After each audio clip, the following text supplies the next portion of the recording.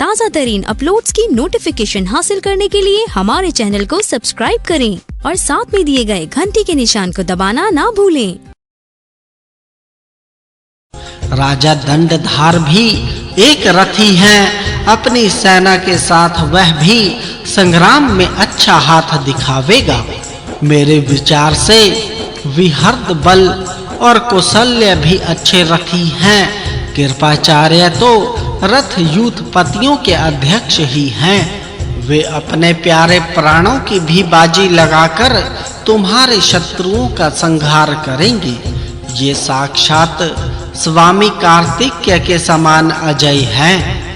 तुम्हारे मामा शकुनी भी एक रथी हैं। इन्होंने पांडवों से बैर ठाना है, इसलिए निसंदेह ये उनसे घोर युद्ध करेंगे। द्रोणाचार्य के पुत्र अश्वत्थामा तो बहुत बड़े महारथी हैं, किंतु इन्हें अपने प्राण बहुत प्यारे हैं। यदि इनमें यह दोष न होता तो इनके समान योद्धा दोनों पक्ष की सेनाओं में कोई नहीं था। इनके पिता द्रोणाचार्य तो बूढ़े होने पर भी जवानों से अच्छे हैं। वे संग्राम में बहुत बड़ा काम करेंगे, इसमें मुझे संदेह नहीं है, किंतु अर्जुन पर इनका बड़ा स्नेह है। इसलिए अपने आचार्य तव की ओर देखकर ये उसे कभी नहीं मारेंगे, क्योंकि उसे तो ये अपने पुत्र से भी बढ़कर समझते हैं।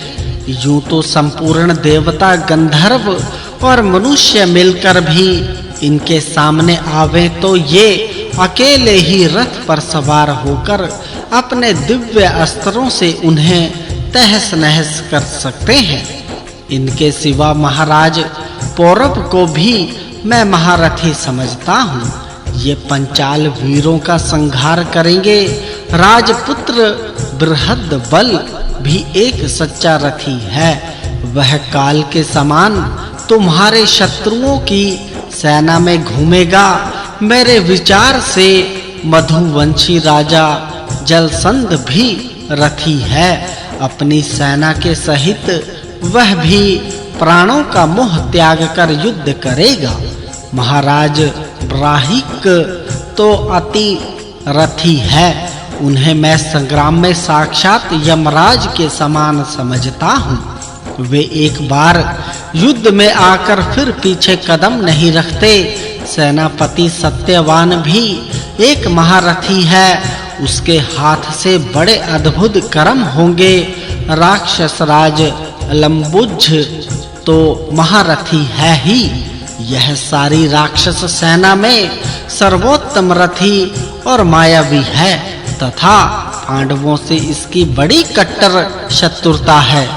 प्राज्ञ ज्योतिषपुर के राजा भगदत्त बड़े ही वीर और प्रतापी हैं। वे हाथी पर चढ़कर युद्ध करने वालों में सर्वश्रेष्ठ हैं और रथ युद्ध में भी कुशल हैं। इनके सिवा गंधारों में श्रेष्ठ अचल और वृषक, ये दो भाई भी अच्छे रथी हैं। ये दोनों मिलकर शत्रुओं का संहार करेंगे। यह कर्ण जो तुम्हारा प्यारा मित्र, सलाहकार और नेता है, तथा तुम्हें सर्वदा ही पांडवों से झगड़ा करने के लिए उभारा करता है, बड़ा ही अभिमानी, बकवादी और नीच प्रकृति का है। यह ना तो रथी है और ना अति रथी ही है। मैं इसे अर्ध रथी समझता हूँ। यह यदि एक बार अर्जुन के सामने चला गया तो उसके हाथ से जीता बचकर नहीं लौटेगा। इसी समय द्रोणाचार्य भी कहने लगे, हे भीष्म जी, ठीक है, आप जैसा कह रहे हैं वैसी ही बात है। आपका कथन कभी मिथ्या नहीं हो सकता। हमने भी प्रत्येक युद्ध में इसे शेखी बघारते और फिर वहां से भागते ही देखा है। यह प्रमादी है, इसीलिए मैं भी इसे अर्धरथी ही मानता हूँ। भीष्म और द्रोण की ये बातें सुनकर कर्ण की त्योरी चढ़ गई और वह गुस्से में भर कहने लगा, हे पितामह, मेरा कोई अपराध ना होने पर भी आप द्वेषवश इसी प्रकार बात-बात में मुझे बागवानों से बींधा करते हैं। मैं केवल राजा दुर्योधन के कारण ही आपकी ये सारी बातें सह लेता हूँ। आप यदि मुझे अर्धरथी मानेंगे तो सारा संसार भी यह समझकर कि भीष्म झूठ नहीं बोलते मुझे अर्धरथी ही समझेगा।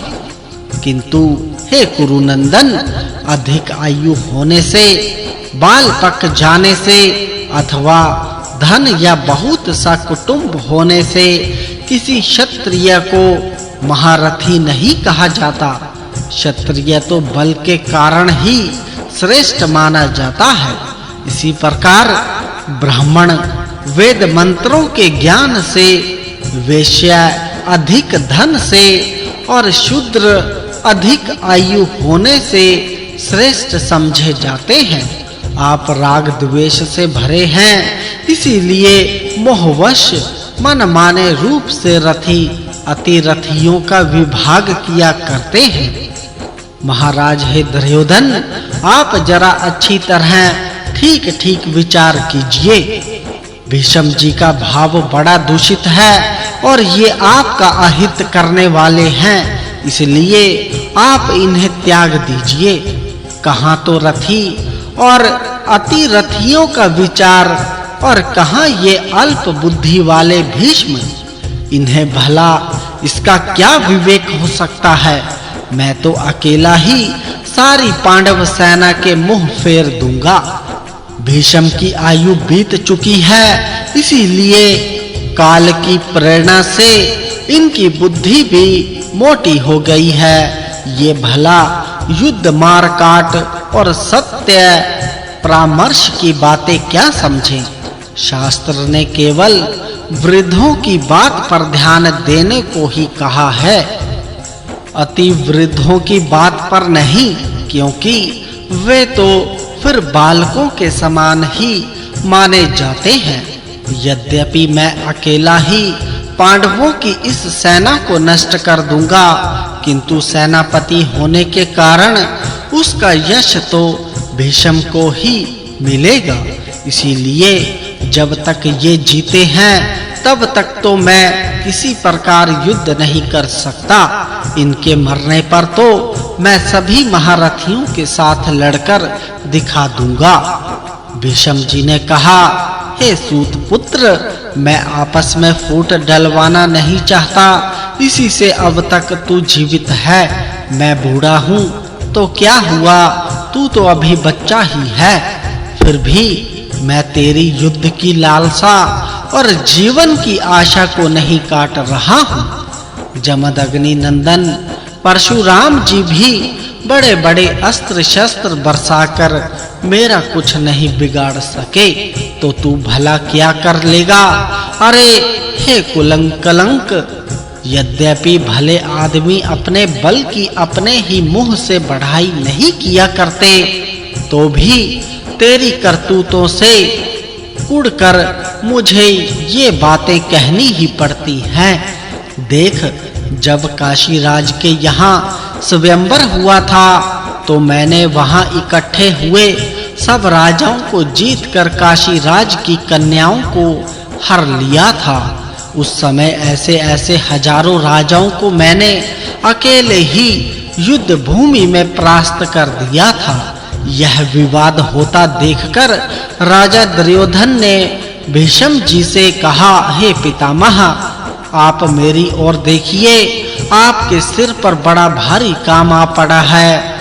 अब आप एकमात्र मेरे हित पर ही दृष्टि रखें। मेरे विचार से तो आप दोनों ही से मेरा बड़ा भारी उपकार होगा। अब मैं शत्रुओं की सेना में भी जो रथी और अति रथी है उनका विवरण सुनना चाहता हूँ। मेरी इच्छा है कि मैं शत्रुओं के बलाबल के विषय में जानकारी प्राप्त कर लूं। क्योंकि आज की रात बीतते ही उनसे हमारा युद्ध छिड़ जाएगा। सारे बोलो भगवान कृष्ण जी की जय। उद्योग पर्व अध्याय 282। पांडव पक्ष के रथी और अति रथियों की गणना। भीष्म जी ने कहा, हे राजन, मैंने तुम्हारे पक्ष के रथी, अति रथी और अर्ध रथी तो सुना दिए। अब यदि तुम्हें पांडव पक्ष के रथी आदि सुनने की उत्सुकता है तो वह भी सुनो। प्रथम तो राजा युधिष्ठिर ही बहुत अच्छे रथी हैं। भीमसेन तो 8 रथियों के बराबर हैं। बाण और गदा के युद्ध में उसके समान दूसरा कोई योद्धा नहीं है।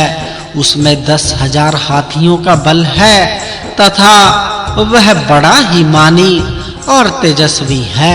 माद्री के पुत्र नकुल सहदेव भी अच्छे रथी हैं।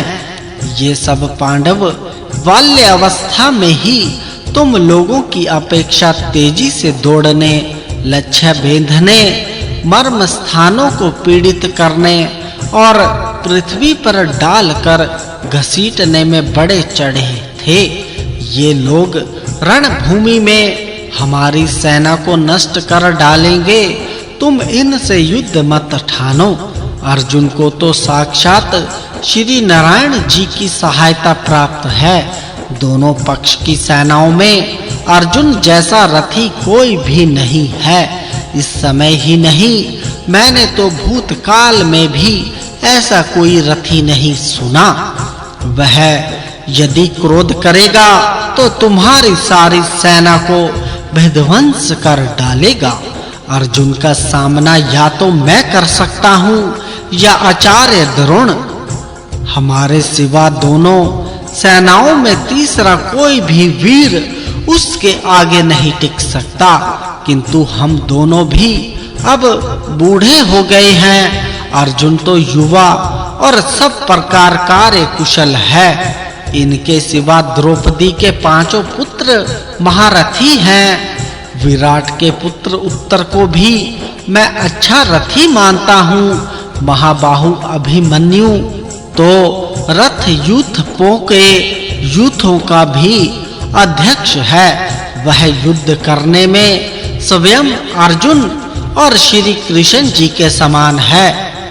वृषणी वंशी वीरों में परम शूरवीर सात्यकी भी रथ यूथपों का यूथप है। वह बड़ा ही असहनशील और निर्भय है। उत्मोजा को भी मैं अच्छा रथी मानता हूँ तथा मेरे विचार से युद्धामन्यु भी उत्तम रथी है। विराट और द्रुपद बूढ़े होने पर भी युद्ध में अजय हैं। मैं इन्हें बड़ा पराक्रमी और महारथी समझता हूँ। द्रुपद का पुत्र शिखंडी भी उस सेना में एक प्रधान रथी है। द्रोणाचार्य का शिष्य धृष्टद्युम्न तो उस सारी सेना का अध्यक्ष है। उसे भी मैं महारथी और अति रथी मानता हूँ। धृष्टद्युम्न का पुत्र छत्रधर्मा अर्धरथी है, क्योंकि बालक होने के कारण अभी उसने विशेष परिश्रम नहीं किया। शिशुपाल का पुत्र चेदीराज धृष्टकेतु बड़ा ही वीर और धनुर्धर है। वह पांडवों का संबंधी और महारथी है। इनके सिवा छत्रदेव जयंत, अभितोजा, सत्यजीत, अज और भोज भी पांडवों के पक्ष में महान पराक्रमी और महारथी है। के देश के 5 सहोदर राजकुमार बड़े ही दृढ़ पराक्रमी, तरह-तरह के शस्त्रों से युद्ध करने वाले और उच्च कोटि के रथी हैं। कौशिक, सुकुमार, नील, सूर्यदत्त, शंख और मदिर अश्व ये सभी बड़े अच्छे रथी और युद्ध कला में निष्णांत हैं। महाराज वार्धशेमी को भी मैं महारथी मानता हूँ। राजा चित्रायुध भी रथियों में श्रेष्ठ और अर्जुन का भक्त है। चेकितान, सत्यधृति, व्याघ्रदत्त और चंद्रसेन ये पांडव सेना में बड़े अच्छे रथी हैं। सेना बिंदु या क्रोधहंता नाम का जो वीर है वह तो श्री कृष्ण जी और अर्जुन के समान ही बलवान है। उसे भी एक उत्तम रथी मानना चाहिए। काशीराज शस्त्र चलाने में बड़ा फुर्तीला और शत्रुओं का संहार करने वाला है। वह भी एक रथी के बराबर है। द्रुपद का युवा पुत्र सत्यजीत तो 8 रथियों के बराबर है। उसे धृष्टद्युम्न के समान अति रथी कहा जा सकता है। राजा पांडव्य भी पांडव सेना में एक महारथी है। वह बड़ा ही पराक्रमी और महान धनुर्धर है।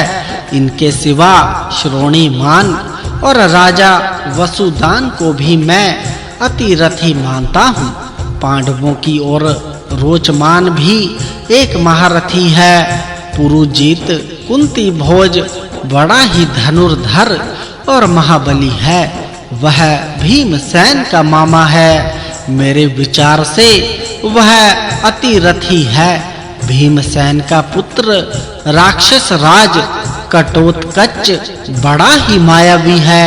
उसे मैं रथ यूथ पतियों का भी अधिपति समझता हूँ। हे राजन, मैंने तुम्हें ये पांडव सेना के प्रधान रथी, अति रथी और अर्ध रथी सुनाए। मुझे श्री कृष्ण जी, अर्जुन जी या दूसरे राजाओं में से जो कोई जहां भी मिलेगा उसे मैं वहीं रोकने का प्रयत्न करूंगा।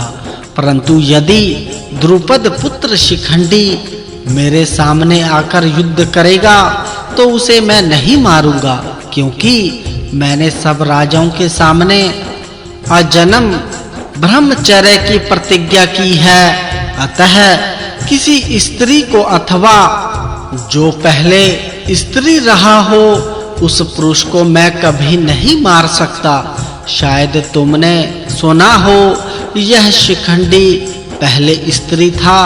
यह कन्या रूप से उत्पन्न होकर पीछे पुरुष हो गया है। इसीलिए इससे मैं युद्ध नहीं करूंगा। इसके सिवा रणभूमि में और जो राजा मेरे सामने आवेंगे उन सब को मारूंगा, किंतु कुंती पुत्रों के प्राण नहीं लूंगा। सारे बोलो भगवान कृष्ण जी की जय। उद्योग पर्व अध्याय 283। भीष्म जी का शिखंडी के पूर्व जन्म की कथा सुनाना। अंबा का भीष्म द्वारा हरण और शाल्व द्वारा तिरस्कार। दुर्योधन ने पूछा, हे दादाजी, अताताई शिखंडी यदि रण क्षेत्र में वाण चढ़ाकर अपने सामने आवेगा तो भी आप उसका वध क्यों नहीं करेंगे? भीष्म जी बोले, हे दुर्योधन, शिखंडी को रणभूमि में अपने सामने देखकर भी जो मैं नहीं मारूंगा उसका कारण सुनो। जब मेरे जगत विख्यात पिता शांतनु जी स्वर्गवासी हुए तो मैंने अपनी प्रतिज्ञा का पालन करते हुए चित्रांगद को राज सिंहासन पर अभिषिक्त किया। जब उसकी भी मृत्यु हो गई तो माता सत्यवती की सलाह से मैंने विचित्र वीर्य को राजा बनाया। विचित्र वीर्य की आयु बहुत छोटी थी, इसीलिए राजकार्य में उसे मेरी सहायता की अपेक्षा रहती थी। फिर मुझे किसी अनुरूप कुल की कन्या के साथ उसका विवाह करने की चिंता हुई। इसी समय मैंने सुना कि काशीराज की अंबा, अंबिका और अंबालिका नाम की 3 अनुपम रूपवती कन्याओं का स्वयंवर होने वाला है। उसमें पृथ्वी के सभी राजाओं को बुलाया गया था। मैं भी अकेला ही रथ में चढ़कर काशीराज की राजधानी में पहुंचा। वहां यह नियम किया गया था कि जो सबसे पराक्रमी होगा उसे ये कन्याएं विवाही जाएंगी। मुझे जब यह मालूम हुआ तो मैंने तीनों कन्याओं को अपने रथ में बैठा लिया और वहां इकट्ठे हुए सब राजाओं को बार-बार सुना दिया कि महाराज शांतनु का पुत्र भीष्म इन कन्याओं को लिए जाता है। आप लोग पूरा बल लगाकर इन्हें छुड़ाने का प्रयत्न करें। तब वे सब राजा अस्त्र शस्त्र लेकर मेरे ऊपर टूट पड़े और अपने सारथियों को रथ तैयार करने का आदेश देने लगे। उन्होंने रथों पर चढ़कर मुझे चारों ओर से घेर लिया और मैंने भी बाण बरसाकर उन्हें सब ओर से ढक दिया। मैंने एक-एक बाण मारकर उनके हाथी घोड़े और सारथियों को धराशायी कर दिया। मेरी बाण चलाने की ऐसी फुर्ती देखकर उनके मुंह पीछे को फिर गए और वे मैदान छोड़कर भाग गए। इस प्रकार उन सब राजाओं को जीतकर मैं हस्तिनापुर में चला आया और भाई विचित्रवीर्य के लिए वे तीनों कन्याएं माता सत्यवती को सौंप दी। मेरी बात सुनकर सत्यवती को बड़ा आनंद हुआ और उसने कहा, हे बेटा, बड़े आनंद की बात है, तुमने सब राजाओं पर विजय प्राप्त की। फिर जब सत्यवती की सलाह से विवाह की तैयारी होने लगी तो काशी राज की सबसे बड़ी पुत्री अंबा ने बड़े संकोच से कहा, हे भीष्म जी, आप संपूर्ण शास्त्रों में प्रांगत और धर्म के रहस्य को जानने वाले हैं। अतः मेरी धर्म अनुकूल बात सुनकर फिर आप जैसा करना उचित समझें वैसा करें। पहले मैं मन ही मन राजा शाल्व को वर चुकी हूँ और उन्होंने भी पिताजी को प्रकट ना करते हुए एकांत में मुझे पत्नी रूप से स्वीकार कर लिया है। इस प्रकार मेरा मन तो दूसरी जगह फंस चुका है। फिर कुरुवंशी होकर भी आप राजधर्म को तिलांजलि देकर मुझे अपने घर में क्यों रखना चाहते हैं? यह बात मालूम करके आप अपने मन में विचार करें और फिर जैसा करना उचित समझें वैसा करें। तब मैंने सत्यवती, मंत्रीगण, ऋत्विक और पुरोहितों की अनुमति लेकर अंबा को जाने की आज्ञा दे दी। अंबा वृद्ध ब्राह्मण और धात्रियों को साथ लेकर राजा शाल्व के नगर में गई। उसने शाल्व के पास जाकर कहा, हे महाबाहो, मैं आपकी सेवा में उपस्थित हूँ। यह सुनकर शाल्व ने कुछ मुस्कुराकर कहा, हे सुंदरी, पहले तुम्हारा संबंध दूसरे पुरुष से हो चुका है, इसीलिए अब मैं तुम्हें पत्नी रूप से स्वीकार नहीं कर सकता। अब तुम भीष्म के ही पास चली जाओ। भीष्म जी तुम्हें बलात्कार कर ले गया था, इसीलिए मैं तुम्हें ग्रहण करना नहीं चाहता। मैं तो दूसरों को धर्म का उपदेश करता हूँ और मुझे सब बातों का पता भी है। फिर पहले दूसरे के साथ संबंध हो जाने पर भी मैं तुम्हें कैसे रख सकता हूँ? अतः अब तुम्हारी जहाँ इच्छा हो वहाँ चली जाओ। अंबा ने कहा, हे शत्रुदमन, भीष्म जी मेरी प्रसन्नता से मुझे नहीं ले गए थे। मैं तो उस समय विलाप कर रही थी। वे बलात्ः सब राजाओं को हराकर मुझे ले गए। हे शाल्वराज, मैं तो निरपराध और आपकी दासी हूँ। आप मुझे स्वीकार कीजिए। अपनी सेविका को त्यागना धर्म शास्त्रों में अच्छा नहीं कहा गया है। मैं भीष्म जी से आज्ञा लेकर तुरंत ही यहाँ आ गई हूँ। भीष्म जी को भी मेरी अभिलाषा नहीं थी। उन्होंने तो अपने भाई के लिए ही यह काम किया था। मेरी छोटी बहन अंबिका और अंबालिका का विवाह उन्होंने अपने छोटे भाई विचित्र वीर्य से ही किया है। मैं तो आपके सिवा और किसी भी वर का अपने मन में चिंतन भी नहीं करती। ना मैं पहले किसी की पत्नी होकर ही आपके पास आई हूँ। मैं अभी कन्या ही हूँ। इस समय स्वयं ही आपके पास उपस्थित हुई हूँ और आपकी कृपा चाहती हूँ। इस प्रकार तरह-तरह से अम्बा ने प्रार्थना की, किंतु शाल्व को उसकी बात में विश्वास नहीं हुआ। तब उसके नेत्रों से आंसुओं की धारा बहने लगी और उसने गदगद कंठ से कहा, हे राजन, आप मुझे त्याग रहे हैं, अच्छी बात है, किंतु यदि सत्य अटल है तो मैं जहां-जहां भी जाऊंगी वहां संत जन मेरी रक्षा करेंगे। इस प्रकार उसने करुणा पूर्वक बहुत विलाप किया, फिर भी शाल्व ने उसे त्याग ही दिया। जब वह नगर से बाहर आई तो उसने विचार किया कि इस पृथ्वी पर मेरे समान दुखनी कोई भी युवती ना होगी। अपने कुटुंबियों से मेरा संबंध टूट ही गया, शाल्व ने भी मेरा तिरस्कार कर दिया और अब हस्तिनापुर भी जा नहीं सकती। इसमें दोष तो मेरा ही है। मुझे उचित था कि जब भीष्म जी से युद्ध हो रहा था उस समय मैं राजा शाल्व के लिए रथ से उतर जाती। आज मुझे यह उसी का फल मिल रहा है, किंतु यह सारी आपत्ति भीष्म के ही कारण आई है। अतः अब तपस्या या युद्ध के द्वारा मुझे उनसे इसका बदला लेना चाहिए। सारे बोलो भगवान कृष्ण जी की जय। उद्योग पर्व अध्याय 284। अम्बा का तपस्वियों के आश्रम में आना, परशुराम जी का भीष्म जी को समझाना और उनके स्वीकार न करने पर दोनों का युद्ध करने के लिए कुरुक्षेत्र में आना। भीष्म जी ने कहा, ऐसा निश्चय कर वह नगर से निकलकर तपस्वियों के आश्रम पर आई।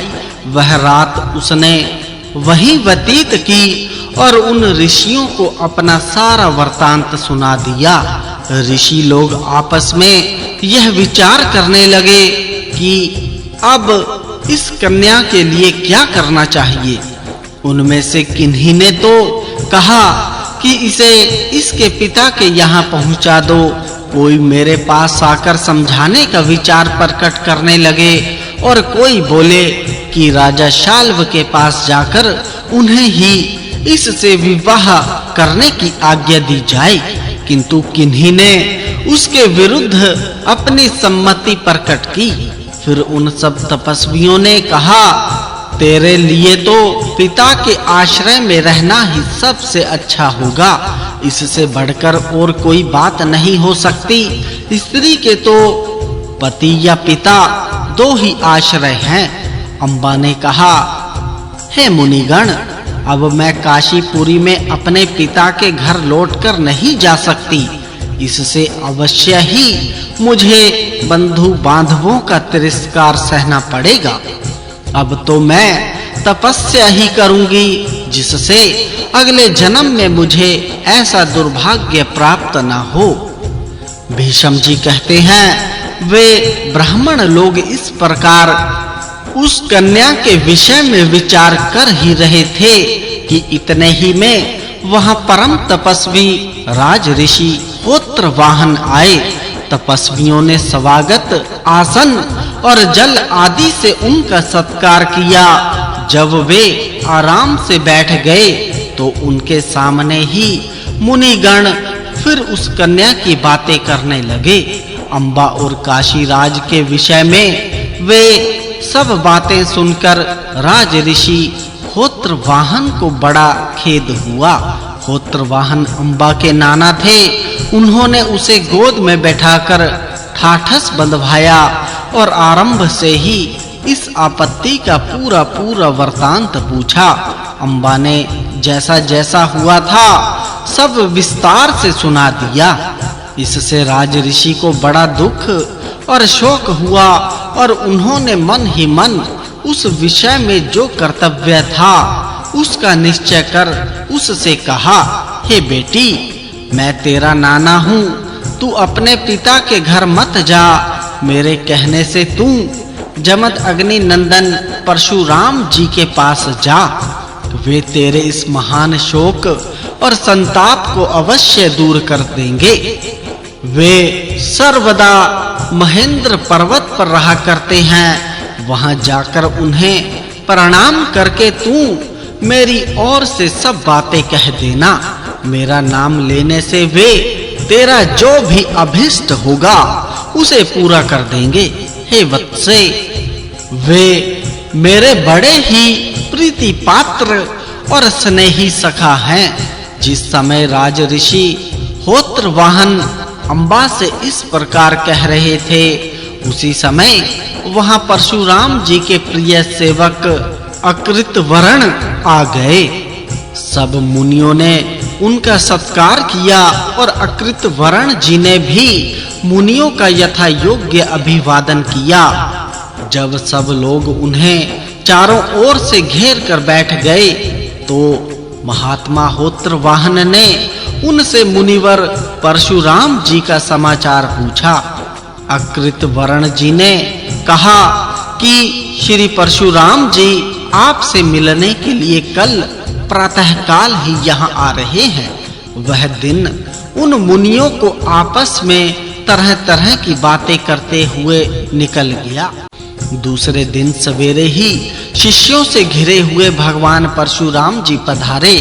वे ब्रह्म तेज से दमक रहे थे। उनके सिर पर जटा और शरीर में चीर वस्त्र सुशोभित थे। हाथों में धनुष, खड़ंग और परशु थे। उन्हें देखते ही सब तपस्वी राजा होत्रवाहन और अंबा हाथ जोड़कर खड़े हो गए। उन्होंने परशुराम जी की यथा योग्य पूजा की और फिर वे उन्हीं के साथ बैठ गए। राजा होत्रवाहन और परशुराम जी में अनेकों बीती हुई बातों की चर्चा होने लगी।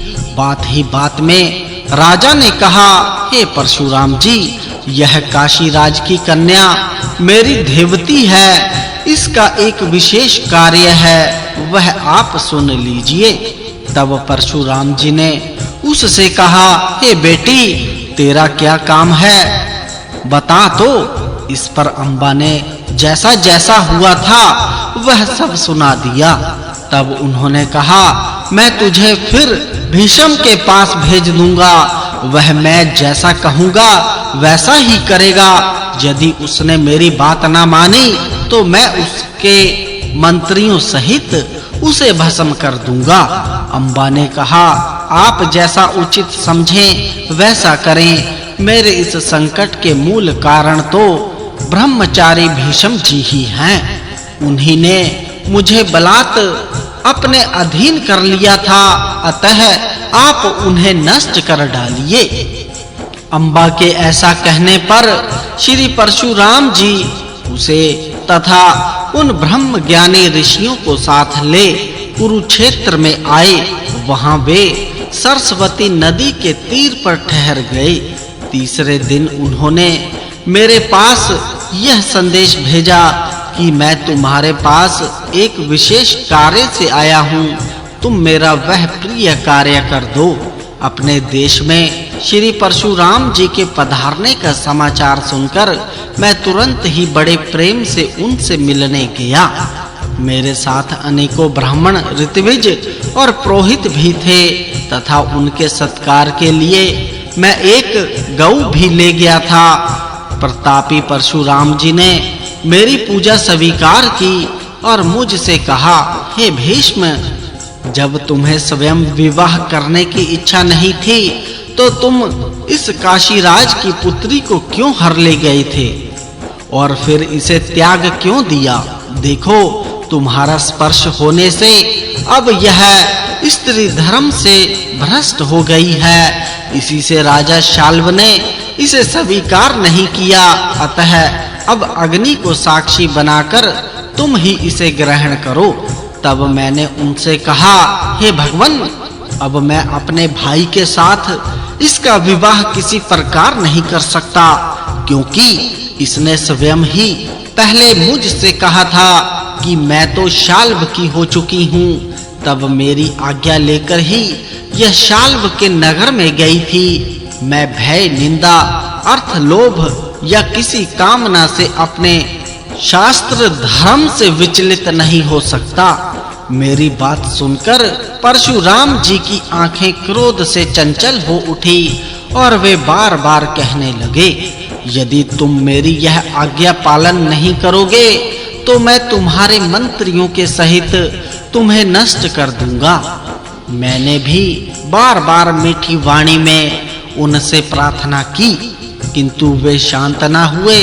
तब मैंने उनके चरणों पर सिर रख कर पूछा, हे भगवन, आप जो मुझसे युद्ध करना चाहते हैं, इसका कारण क्या है? बाल्यावस्था में मुझे आप ही ने 4 प्रकार की धनुर्विद्या सिखाई थी, अतः मैं तो आपका शिष्य हूँ।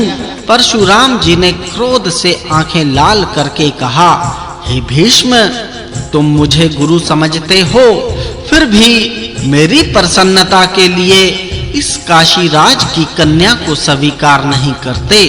देखो, ऐसा किए बिना तुम्हें शांति नहीं मिल सकती। तब मैंने कहा, हे ब्रह्म ऋषि, आप व्यर्थ श्रम क्यों करते हैं? ऐसा तो अब हो ही नहीं सकता। मैं पहले इसे त्याग चुका हूँ। भला जिसका दूसरे पुरुष पर प्रेम है, उस स्त्री को कोई किस प्रकार अपने घर में रख सकता है? मैं इंद्र के भय से भी धर्म का त्याग नहीं करूंगा। आप प्रसन्न हो अथवा ना हो, और आपको जो करना हो वह करें। आप मेरे गुरु हैं, इसीलिए मैंने प्रेम पूर्वक आपका सत्कार किया है, किंतु मालूम होता है आप गुरुओं का सा वर्ताव करना नहीं जानते।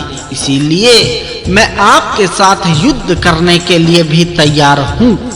मैं युद्ध में गुरु का, विशेषतः ब्राह्मण का और उसमें भी तपोवृद्ध का वध नहीं करता।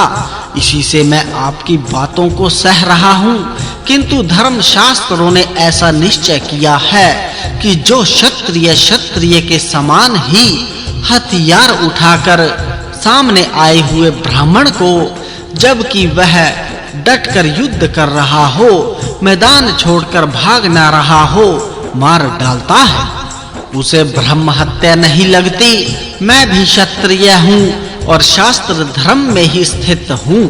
इसीलिए आप प्रसन्नता से मेरे साथ द्विध युद्ध करने के लिए तैयार हो जाइए।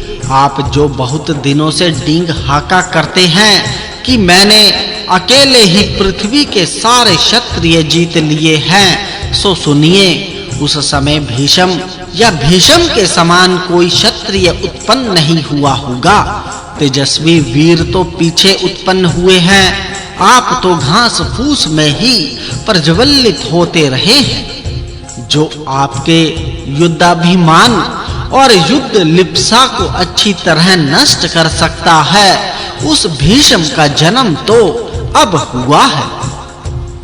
तब परशुराम जी ने हंसकर मुझसे कहा, हे भीष्म, तुम संग्राम भूमि में मेरे साथ युद्ध करना चाहते हो, यह बड़ी प्रसन्नता की बात है।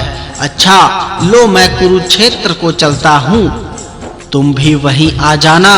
वहां सैकड़ों वाणों से बींधकर मैं तुम्हें धराशायी कर दूंगा।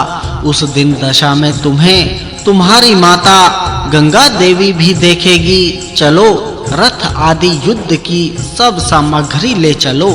तब मैंने परशुराम जी को प्रणाम करके कहा, जो आज्ञा। इसके बाद परशुराम जी तो कुरुक्षेत्र चले गए और मैंने हस्तिनापुर में आकर सब बातें माता सत्यवती से कही।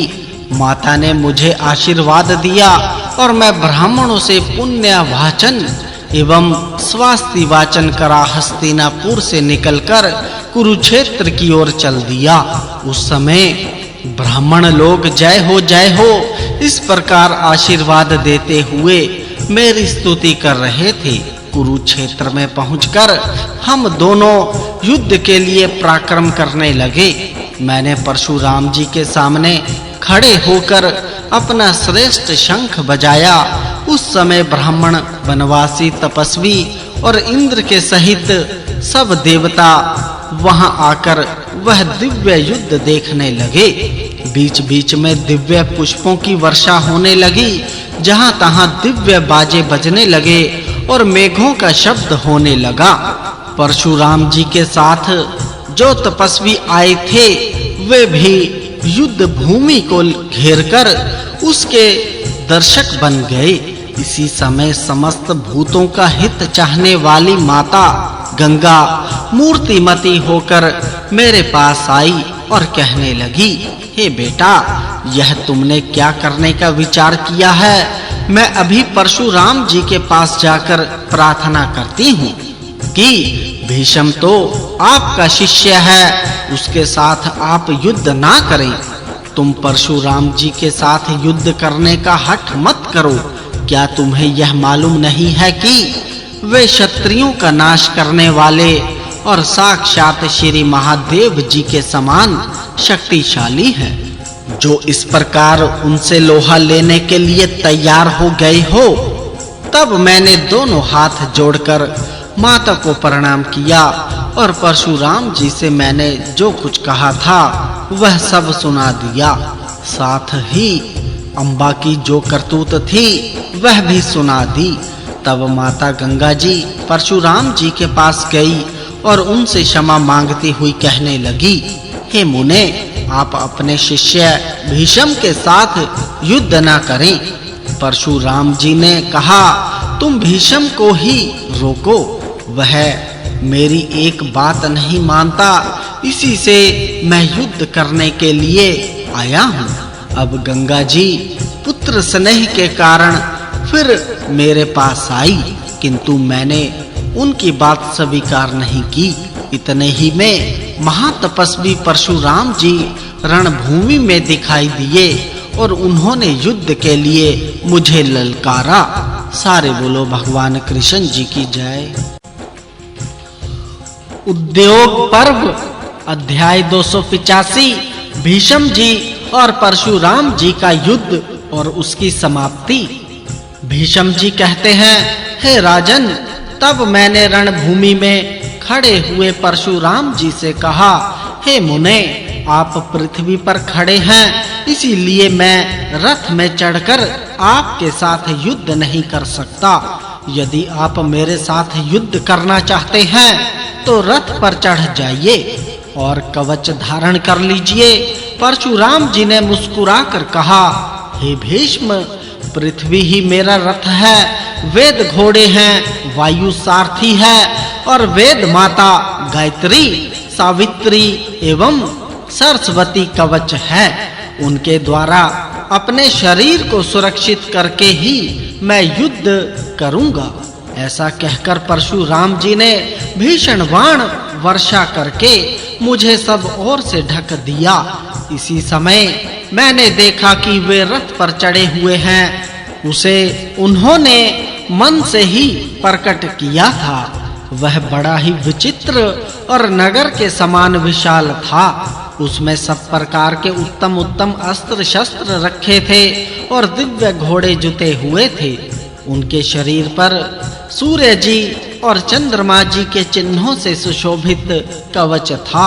हाथ में धनुष सुशोभित था और पीठ पर तरकस बंधा हुआ था। उनके सारथी का काम उनका प्रिय सखा अकृत वर्ण कर रहा था। वे मुझे हर्षित करते हुए युद्ध के लिए पुकार रहे थे। इतने ही में उन्होंने मेरे ऊपर 3 बाण छोड़े। मैंने उसी समय घोड़ों को रुकवा दिया और धनुष को नीचे रख रथ से उतरकर पैदल ही उनके पास गया तथा उनका सत्कार करने के लिए विधिवत प्रणाम करके कहा, हे मुनिवर, आप मेरे गुरु हैं। अब मुझे आपके साथ युद्ध करना होगा, अतः आप ऐसा आशीर्वाद दीजिए कि मेरी विजय हो। तब परशुराम जी ने कहा, हे कुरुश्रेष्ठ, सफलता चाहने वाले पुरुष को ऐसा ही करना चाहिए। अपने से बड़ों के साथ युद्ध करने वालों का यही धर्म है। यदि तुम इस प्रकार न आते तो मैं तुम्हें शाप दे देता। अब तुम सावधानी से युद्ध करो। मैं तुम्हें जय का आशीर्वाद तो नहीं दूंगा, क्योंकि यहाँ तुम्हें जीतने के लिए ही आया हूँ। जाओ, अब युद्ध करो। मैं तुम्हारे वर्ताव से बहुत प्रसन्न हूँ। तब मैंने उन्हें पुनः प्रणाम किया और तुरंत ही रथ पर चढ़कर शंख बजाया। इसके बाद हम दोनों में एक दूसरे को परास्त करने की इच्छा से बहुत दिनों तक युद्ध होता रहा।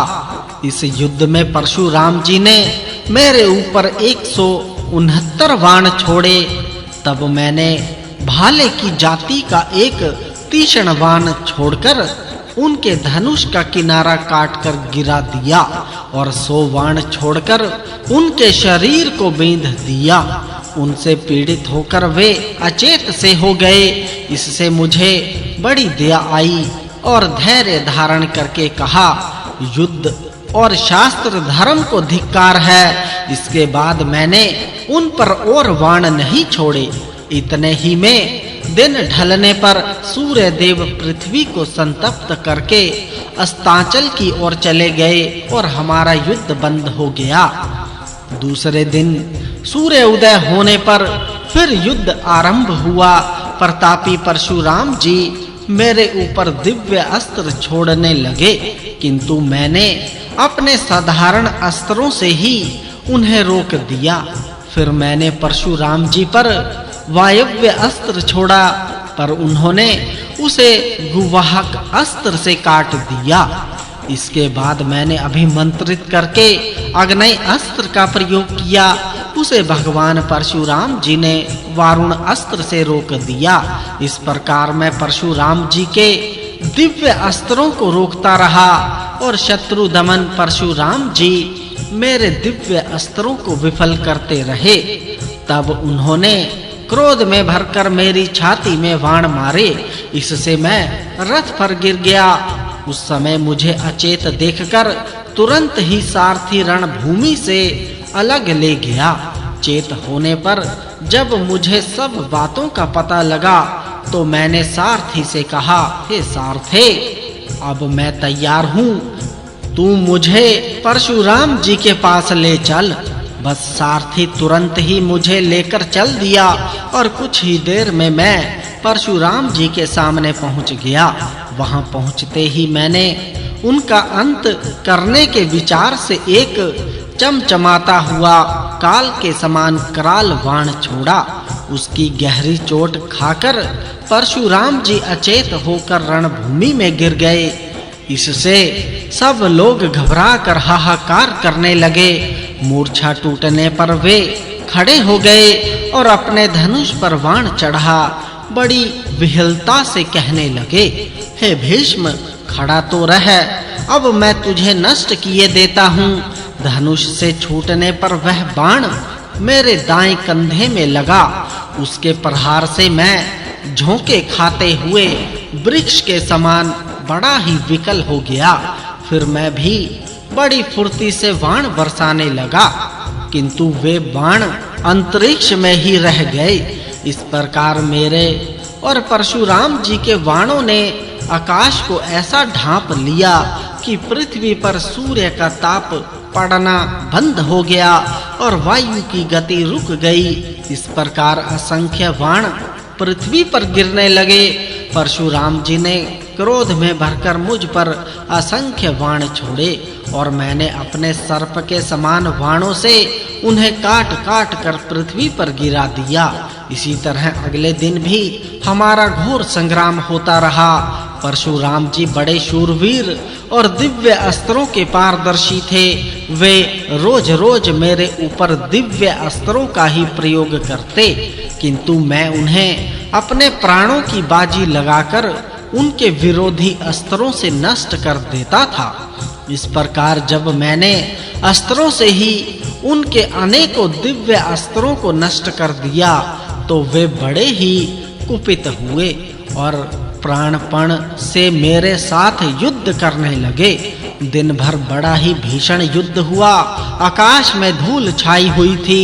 उसी की ओट में भगवान भास्कर अस्त हो गए। संसार में निशा देवी का राज्य हो गया। सुखप्रद शीतल पवन चलने लगा। बस हमारा युद्ध भी रुक गया। इसी तरह 23 दिन तक हमारा संग्राम होता रहा। रोज सवेरे युद्ध आरंभ होता और सायंकाल होने पर रुक जाता।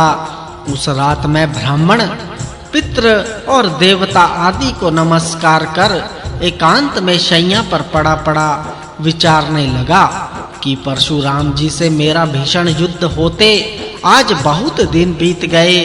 परशुराम जी बड़े ही पराक्रमी हैं। संभवतः उन्हें मैं युद्ध में जीत नहीं सकता। यदि उन्हें जीतना मेरे लिए संभव हो तो आज रात्रि में देवता लोग प्रसन्न होकर मुझे दर्शन दें। इस प्रकार प्रार्थना कर मैं दाईं करवट से सो गया। स्वप्न में मुझे 8 ब्राह्मणों ने दर्शन दिया और चारों ओर से घेर कर कहा, हे भीष्म, तुम खड़े हो जाओ, डरो मत, तुम्हें किसी प्रकार का भय नहीं है। हम तुम्हारी रक्षा करेंगे क्योंकि तुम हमारे अपने ही शरीर हो। परशुराम जी तुम्हें युद्ध में इसी प्रकार नहीं जीत सकते। देखो, यह प्रस्वाप नाम का अस्त्र है। इसके देवता प्रजापति हैं। इसका प्रयोग तुम स्वयं ही जान जाओगे, क्योंकि अपनी पूर्व देह में तुम्हें इसका ज्ञान था। इसे परशुराम जी अथवा पृथ्वी पर कोई दूसरा मनुष्य नहीं जानता। तुम इसे स्मरण करो और इसी का प्रयोग करो। यह स्मरण करते ही तुम्हारे पास आ जाएगा। इससे परशुराम जी की मृत्यु भी नहीं होगी, इसलिए तुम्हें कोई पाप भी नहीं लगेगा। इस अस्त्र की पीड़ा से वे अचेत होकर सो जाएंगे। इस प्रकार तुम्हें परास्त करके तुम संबोधन अस्त्र से फिर जगा देना। बस अब सवेरे उठकर तुम ऐसा ही करो। मरे और सोए हुए पुरुषों को तो हम समान ही समझते हैं। परशुराम जी की मृत्यु तो कभी हो ही नहीं सकती, अतः उनका सो जाना ही मृत्यु के समान है। ऐसा कहकर वे 8 ब्राह्मण अंतर्धान हो गए। उन 8 के समान रूप थे और सभी बड़े तेजस्वी थे। रात बीतने पर मैं जागा।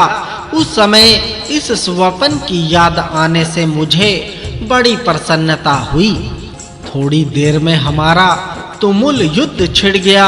उसे देखकर सबके रोंगटे खड़े हो जाते थे।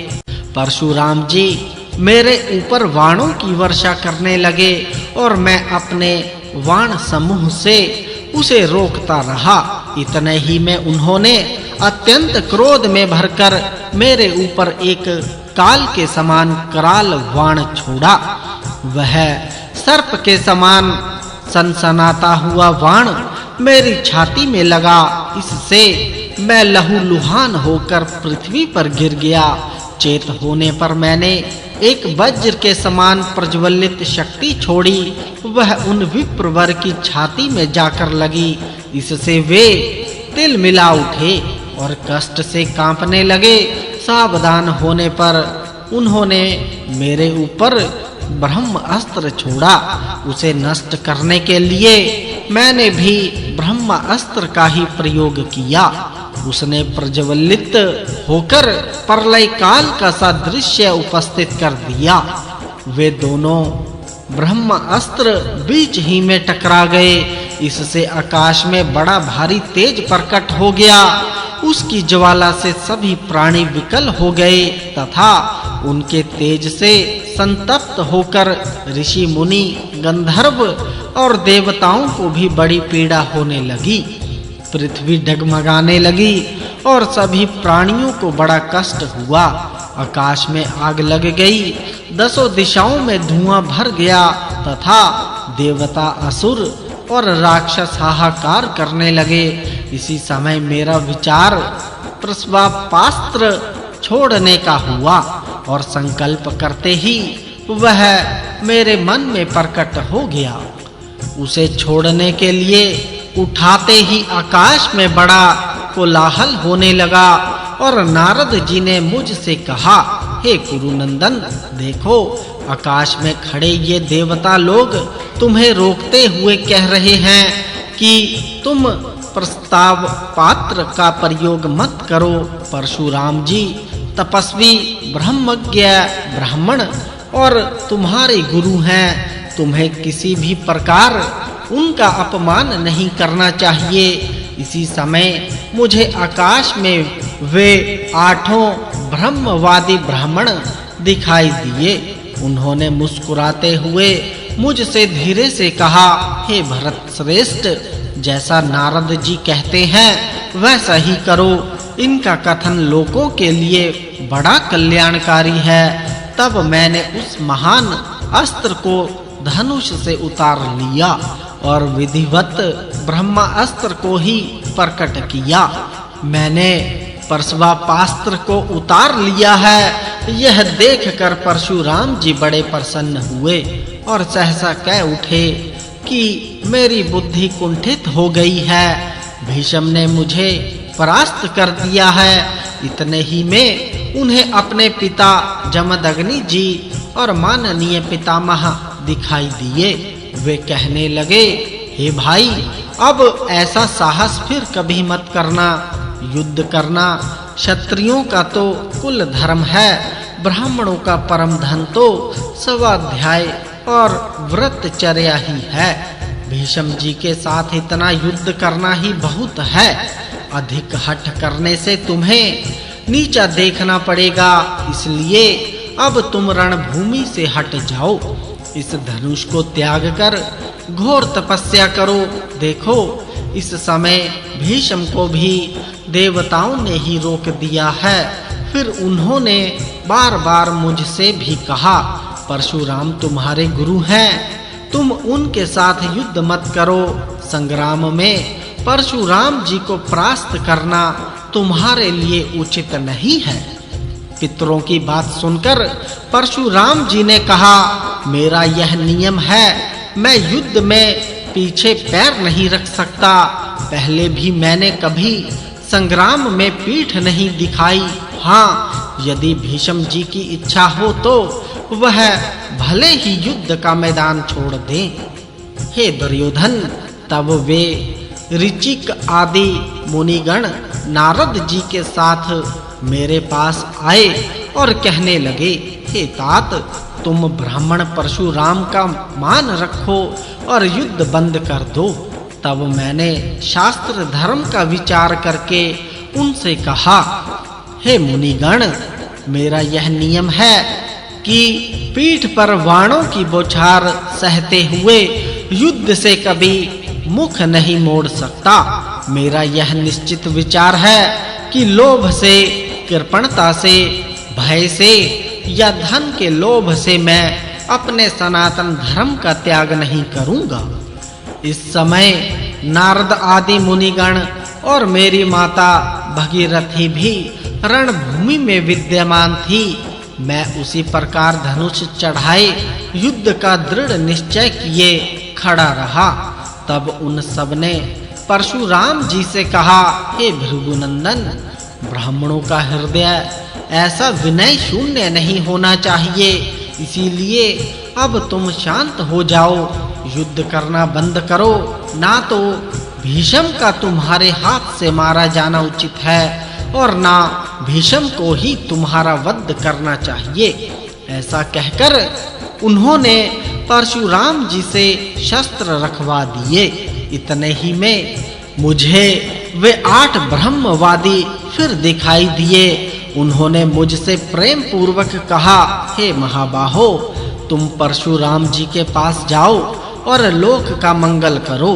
मैंने देखा कि परशुराम जी युद्ध से हट गए हैं, तो मैंने लोगों के कल्याण के लिए पितृगण की बात मान ली।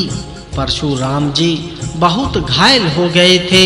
मैंने उनके पास जाकर उन्हें प्रणाम किया और उन्होंने मुस्कुराकर बड़े प्रेम पूर्वक मुझसे कहा, हे भीष्म, इस लोक में तुम्हारे समान कोई दूसरा क्षत्रिय नहीं है। इस युद्ध में तुमने मुझे बहुत प्रसन्न किया है। अब तुम जाओ। सारे बोलो भगवान कृष्ण जी की जय।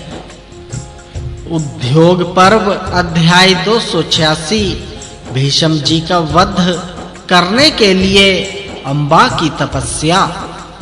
भीष्म जी कहते हैं, हे दुर्योधन, इसके बाद मेरे सामने ही परशुराम जी ने उस कन्या को बुलाकर उन सब महात्माओं के बीच में बड़ी दीन वाणी में कहा, हे भद्रे, इन सब लोगों के सामने मैंने अपनी पूरी शक्ति लगाकर युद्ध किया है। मेरी अधिक से अधिक शक्ति इतनी ही है, सो तूने देख ही ली। अब तेरी जहां इच्छा हो वहां चली जा।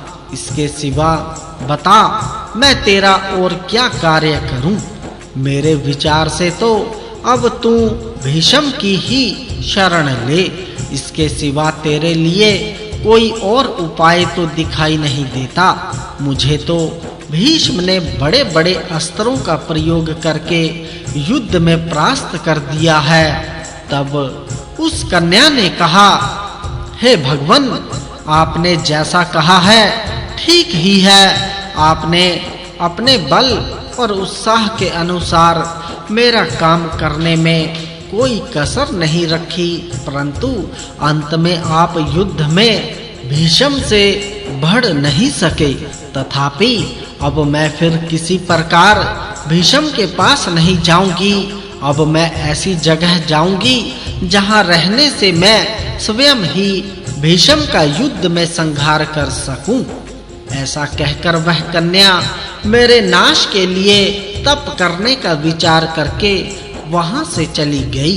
परशुराम जी मुझसे कहकर सब मुनियों के साथ महेंद्र पर्वत पर चले गए और मैं रथ पर सवार हो हस्तिनापुर में चला आया। वहां मैंने सारा वृतांत माता सत्यवती को सुना दिया। माता ने मेरा अभिनंदन किया। मैंने उस कन्या के समाचार लाने के लिए कई बुद्धिमान पुरुषों को नियुक्त कर दिया। वे मेरे हित के लिए बड़ी सावधानी से मुझे नित्य प्रति उसके आचरण, भाषण और व्यवहार आदि का समाचार सुनाते रहे। कुरुक्षेत्र से चलकर वह कन्या यमुना तट पर एक आश्रम में गई और वहां बड़ा अलौकिक तप करने लगी। वह 6 महीने तक केवल वायु भक्षण करती हुई कांठ के समान खड़ी रही। इसके बाद वह 1 साल तक निराहार रहकर यमुना जल में रही। फिर 1 वर्ष तक अपने आप झड़कर गिरा हुआ पत्ता खाकर पैर के अंगूठे पर खड़ी रही।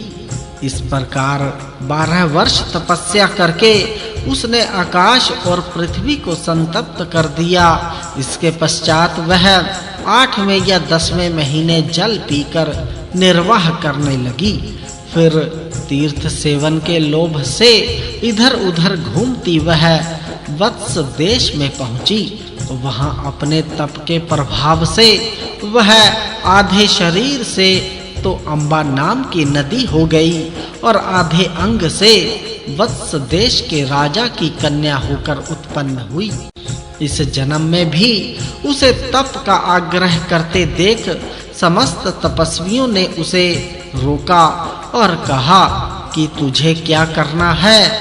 तब उस कन्या ने उन तपोवृद्ध ऋषियों से कहा, भीष्म ने मेरा निरादर किया है और मुझे पति धर्म से भ्रष्ट कर दिया है। अतः मैंने कोई दिव्य लोक पाने के लिए नहीं, प्रत्युत भीष्म का वध करने के लिए तप का संकल्प किया है। मेरा यह निश्चय है कि भीष्म के मारे जाने पर मुझे शांति मिल जाएगी। मैं तो भीष्म से बदला लेने के लिए ही तप कर रही हूँ। अतः आप लोग मुझे इससे रोके नहीं। तब उन सब महर्षियों के बीच में उमापति भगवान शंकर जी ने उस तपस्विनी को दर्शन दिया और वर मांगने को कहा। उस कन्या ने मेरी पराजय करने का वर मांगा। इस पर श्री महादेव जी ने कहा, तू भीष्म का नाश कर सकेगी। तब उसने फिर कहा, हे भगवान, मैं तो स्त्री हूँ, इसीलिए मेरा हृदय भी अत्यंत शौर्यहीन है। फिर मैं युद्ध में भीष्म को कैसे जीत सकूंगी? आप ऐसी कृपा कीजिए जिससे मैं संग्राम में शांतनु नंदन भीष्म को मार सकूं। भगवान शंकर जी बोले, मेरी बात असत्य नहीं हो सकती, इसीलिए तू अवश्य ही भीष्म का वध करेगी, पुरुष तब प्राप्त करेगी और दूसरी देह धारण करने पर भी इन सब बातों को याद रखेगी। तू द्रुपद के यहाँ जन्म लेकर एक चित्र योधी वीर सम्मत महारथी बनेगी। मैंने जो कुछ कहा है वह सब वैसे ही होगा। तू कन्या रूप से जन्म लेकर भी कुछ समय बीतने पर पुरुष हो जाएगी। ऐसा कहकर भगवान शंकर जी अंतर्धान हो गए। उस कन्या ने एक बड़ी चिता बनाकर अग्नि प्रज्वलित की और मैं भीष्म का वध करने के लिए अग्नि में प्रवेश करती हूँ, ऐसा कहकर उसमें प्रवेश कर गई। सारे बोलो भगवान शंकर जी की जय। उद्योग पर्व अध्याय 287 शिखंडी की पुरुष तब प्राप्ति का वृत्तांत। दुर्योधन ने पूछा, हे पितामह, कृपया यह बताइए कि शिखंडी कन्या होने पर भी फिर पुरुष कैसे हो गया? भीष्म जी बोले, हे राजन, महाराज द्रुपद की रानी के पहले कोई पुत्र नहीं था। तब द्रुपद ने संतान प्राप्ति के लिए तपस्या करके भगवान शंकर जी को प्रसन्न किया। तब महादेव जी ने कहा, तुम्हारे एक ऐसा पुत्र उत्पन्न होगा जो पहले स्त्री होने पर भी पीछे पुरुष हो जाएगा। अब तुम तप करना बंद करो। मैंने जो कुछ कहा है वह कभी अन्यथा नहीं होगा। तब राजा ने नगर में जाकर रानी को अपनी तपस्या और श्री महादेव जी के वर की बात सुना दी। ऋतु काल आने पर रानी ने गर्भ धारण किया और यथा समय एक रूपवती कन्या को जन्म दिया। किंतु लोगों में प्रसिद्ध यह किया कि रानी के पुत्र उत्पन्न हुआ है। राजा ने उसे छिपाए रखकर पुत्र के समान ही सब संस्कार किए। उस नगर में द्रुपद के सिवा इस रहस्य को और कोई नहीं जानता था। उसे महादेव जी की बात में पूर्ण विश्वास था, इसलिए उस कन्या को छिपाए रखकर वे उसे पुत्र ही बताते थे। लोगों में वह शिखंडी नाम से विख्यात हुई। अकेले मुझे ही नारद जी के कथन, देवताओं के वाक्य और अम्बा की तपस्या के कारण यह रहस्य मालूम हो गया था। हे राजन, फिर राजा द्रुपद अपनी कन्या को लिखना पढ़ना तथा शिल्प कला आदि सब विद्याएं सिखाने का प्रयत्न करने लगे। वाण विद्या के लिए वह द्रोणाचार्य जी के शिष्य तब में रही। एक बार रानी ने कहा, हे महाराज, महादेव जी की बात किसी भी प्रकार मिथ्या तो हो नहीं सकती, इसीलिए मैं जो बात कहती हूँ आपको भी यदि वह उचित जान पड़े तो कीजिए। आप विधि पूर्वक इसका किसी कन्या से विवाह कर दीजिए। महादेव जी की बात सत्य होकर तो रहेगी ही, इसमें मुझे कोई संदेह नहीं है। उन दोनों ने वैसा ही निश्चय कर दशअरण देश के राजा की कन्या को वरण किया। तब दशअरण राज हिरण्यवर्मा ने शिखंडी के साथ अपनी कन्या का विवाह कर दिया। विवाह के बाद शिखंडी कांपिल्य नगर में आकर रहा। वहां हिरण्यवर्मा की कन्या को मालूम हुआ कि यह तो स्त्री है। तब उसने अपनी भाइयों और सखियों के सामने बड़े संकोच से यह बात खोल दी। यह सुनकर उन्हें बड़ा दुख हुआ और उन्होंने राजा को यह समाचार सुनाने के लिए अपनी दूतियां भेजी। उन्होंने यह सब वृत्तांत दशअरणराज को सुनाया।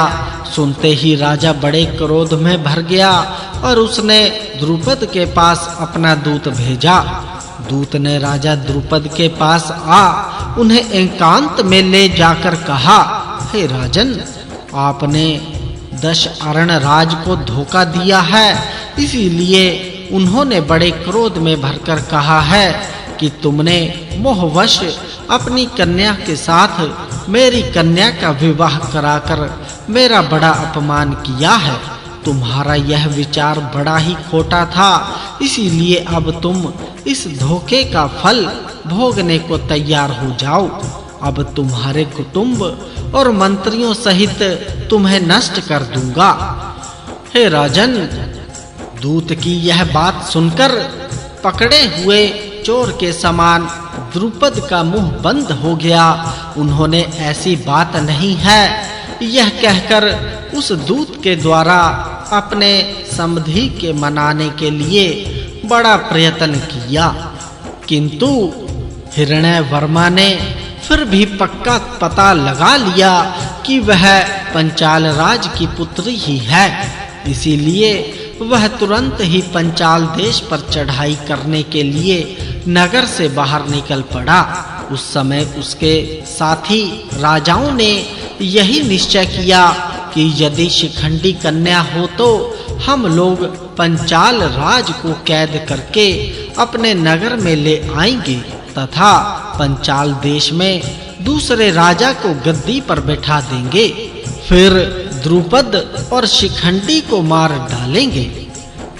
दशअरणराज के पास दूत भेजकर शोकाकुल द्रुपद ने एकांत में ले जाकर अपनी स्त्री से कहा, इस कन्या के विषय में तो हमसे बड़ी मूर्खता हो गई।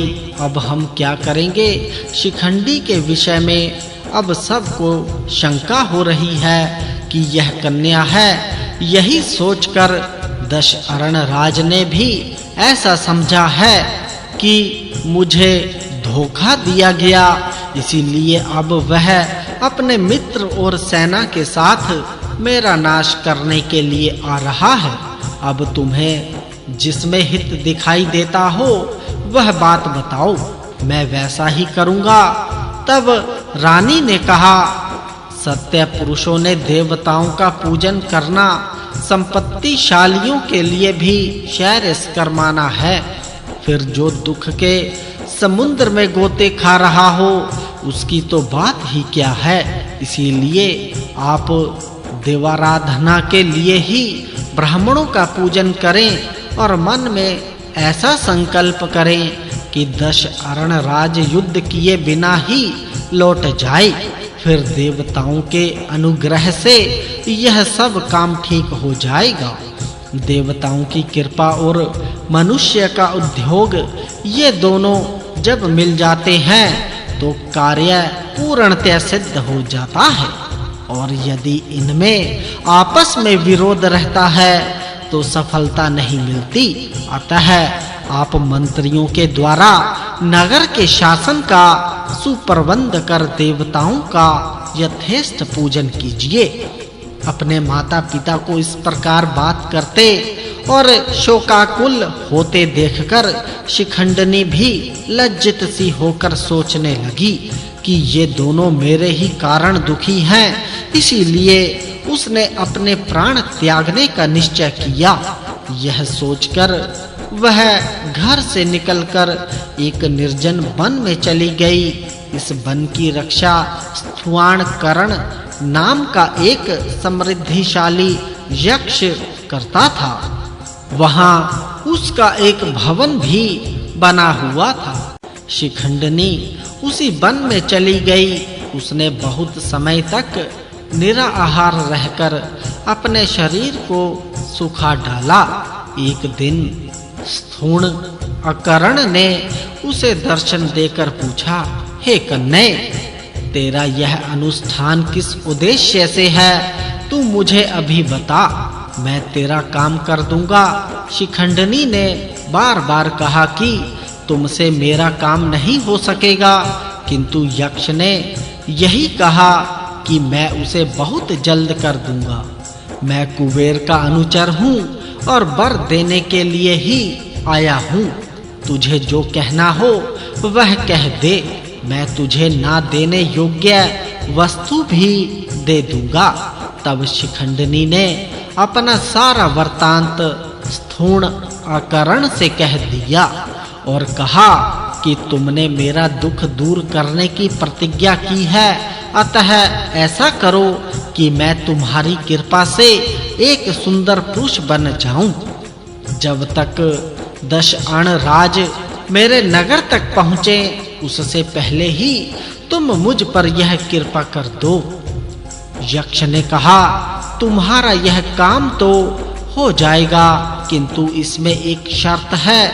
मैं कुछ समय के लिए तुम्हें अपना पुरुष तब दे दूंगा, किंतु यह सत्य प्रतिज्ञा कर जाओ कि फिर उसे लौटाने के लिए तुम यहाँ आ जाओगी। इतने दिन तक मैं तुम्हारे स्त्री तब को धारण करूंगा। शिखंडी ने कहा, ठीक है, मैं तुम्हारा पुरुष तब लौटा दूंगी। थोड़े दिनों के लिए ही तुम मेरा स्त्री तब ग्रहण कर लो। जिस समय राजा हिरण्यवर्मा दशअण देश को लौट जाएगा, उस समय मैं फिर कन्या हो जाऊंगी और तुम पुरुष हो जाना। इस प्रकार जब उन दोनों ने प्रतिज्ञा कर ली तो उन्होंने आपस में शरीर बदल लिया।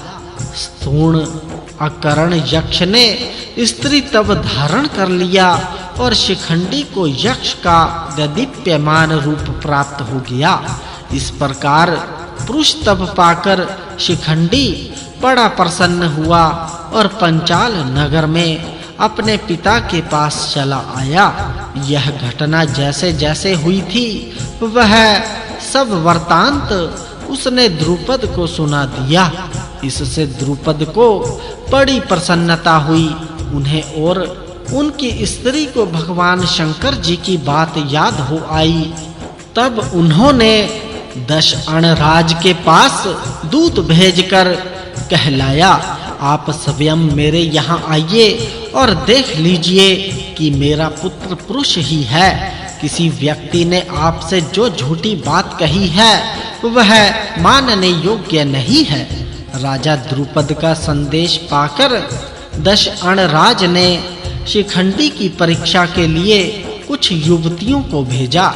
उन्होंने उसके वास्तविक स्वरूप को जानकर बड़ी प्रसन्नता से सब बातें हिरण्यवर्मा को सुना दी और कह दिया कि राजकुमार शिखंडी पुरुष ही है। तब राजा हिरण्यवर्मा बड़ी प्रसन्नता से द्रुपद के नगर में आया और समधि से मिलकर बड़े हर्ष से कुछ दिन वहां रहा। उसने शिखंडी को हाथी, घोड़े, गऊ और बहुत सी दासियां भेंट की। द्रुपद ने भी उसका अच्छा सत्कार किया। इस प्रकार संदेह दूर हो जाने से वह बहुत प्रसन्न हुआ और अपनी पुत्री को छिड़क कर अपनी राजधानी को चला गया। इसी बीच में किसी दिन यक्षराज कुबेर घूमते-घूमते स्थूण अकर्ण के स्थान पर पहुंच गए। स्थूण अकर्ण का घर रंग-बिरंगे सुगंधित पुष्पों से सजा हुआ था। उसे देखकर यक्षराज ने अपने अनुचरों से कहा, यह सजा हुआ भवन स्थूण अकर्ण का ही है, किंतु यह मंदमती मेरे पास उपस्थित होने के लिए क्यों नहीं निकला? यक्षों ने कहा, हे महाराज, राजा द्रुपद की शिखंडिनी नाम की एक कन्या है। उसे किसी कारण से स्थूण अकर्ण ने अपना पुरुष तब दे दिया है और उसका स्त्री तब ग्रहण कर लिया है। अब वह स्त्री रूप में ही घर में रहता है, अतः संकोच के कारण ही वह आपकी सेवा में उपस्थित नहीं हुआ। यह सुनकर आप जैसा उचित समझें वैसा करें। तब कुबेर ने कहा, अच्छा, तुम स्थूण को मेरे सामने हाजिर करो, मैं उसे दंड दूंगा। इस प्रकार बुलाए जाने पर स्थूण अकर्ण स्त्री रूप में ही बड़े संकोच से कुबेर के पास आकर खड़ा हो गया। उस पर क्रुद्ध होकर कुबेर ने शाप दिया कि अब यह पापी यक्ष इसी प्रकार स्त्री रूप में ही रहेगा। तब दूसरे यक्षों ने स्थूण अकर्ण की ओर से प्रार्थना की हे महाराज, आप इस शाप की कोई अवधि निश्चित कर दें। इस पर कुबेर ने कहा, अच्छा, जब शिखंडी युद्ध में मारा जाएगा तो उसे फिर अपना स्वरूप प्राप्त हो जाएगा। ऐसा कहकर भगवान कुबेर जी सब यक्षों के साथ अलकापुरी को चले गए। इधर प्रतिज्ञा का समय पूरा होने पर शिखंडी स्थूण अकर्ण के पास पहुंचा और कहा कि हे भगवान, मैं आ गया हूँ। स्थूण अकर्ण ने शिखंडी को अपनी प्रतिज्ञा के अनुसार समय पर उपस्थित हुआ देख बार-बार अपनी प्रसन्नता प्रकट की और उसे सारा वृत्तांत सुना दिया। उसकी बात सुनकर शिखंडी को बड़ी प्रसन्नता हुई और वह अपने नगर को लौट आया। शिखंडी का इस प्रकार काम बना देख राजा द्रुपद और सब बंधु बांधवों को बड़ी प्रसन्नता हुई। इसके बाद द्रुपद ने उसे धनुर्विद्या सीखने के लिए द्रोणाचार्य जी को सौंप दिया। फिर शिखंडी और धृष्टद्युम्न ने तुम्हारे साथ ही ग्रहण, धारण, प्रयोग और प्रतिकार इन 4 अंगों के सहित धनुर्वेद की शिक्षा प्राप्त की।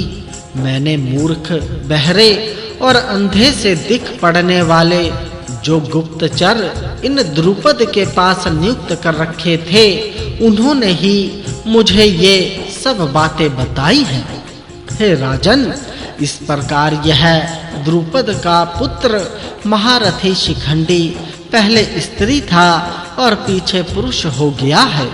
यह यदि हाथ में धनुष लेकर मेरे सामने युद्ध करने के लिए आवेगा तो ना तो एक क्षण भी इसकी ओर देखूंगा और ना इस पर शस्त्र ही छोड़ूंगा। यदि भीष्म स्त्री की हत्या करेगा तो साधु जन उसकी निंदा करेंगे। इसीलिए इसे रण में उपस्थित देखकर भी मैं इस पर हाथ नहीं छोड़ूंगा। वैशंपायन जी कहते हैं, भीष्म जी की यह बात सुनकर कुरुराज दुर्योधन कुछ देर तक विचार करता रहा। फिर उसे भीष्म जी की बात उचित ही जान पड़ी। सारे बोलो भगवान कृष्ण जी की जय। उद्योग पर्व अध्याय 288 दुर्योधन के प्रति भीष्म आदि का और युधिष्ठिर के प्रति अर्जुन का बल वर्णन। संजय ने कहा, हे महाराज, वह रात बीतने पर जब प्रातः काल हुआ तो आपके पुत्र दुर्योधन ने पितामह भीष्म से पूछा, हे दादाजी, पांडु नंदन युधिष्ठिर की जो यह असंख्य पैदल हाथी, घोड़े और महारथियों से पूर्ण प्रबल वाहिनी हम लोगों से युद्ध करने के लिए तैयार हो रही है, इसे आप कितने दिनों में नष्ट कर सकते हैं? तथा आचार्य द्रोण, कृप, कर्ण और अश्वत्थामा को इसका नाश करने में कितना समय लगेगा? मुझे बहुत दिनों से यह बात जानने की इच्छा है, कृपया बतलाइए। भीष्म जी ने कहा, हे राजन, तुम जो शत्रुओं के बलाबल के विषय में पूछ रहे हो सो उचित ही है। युद्ध में मेरा जो अधिक से अधिक पराक्रम, शस्त्र बल और भुजाओं का सामर्थ्य है वह सुनो। धर्म युद्ध के लिए ऐसा निश्चय है, सरल योद्धा के साथ सरलता पूर्वक और माया युद्ध करने वाले के साथ माया पूर्वक युद्ध करना चाहिए। इस प्रकार युद्ध करके मैं प्रतिदिन पांडव सेना के 10,000 योद्धा और 1,000 रथियों का संहार कर सकता हूँ। अतः यदि मैं अपने महान अस्त्रों का प्रयोग करूं तो 1 महीने में समस्त पांडव सेना का संहार हो सकता है। द्रोणाचार्य जी ने कहा, हे राजन, मैं अब बूढ़ा हो गया हूँ तो भी भीष्म जी के समान मैं भी 1 महीने में ही अपनी शस्त्र अग्नि से पांडव सेना को भस्म कर सकता हूँ। मेरी बड़ी से बड़ी शक्ति इतनी ही है।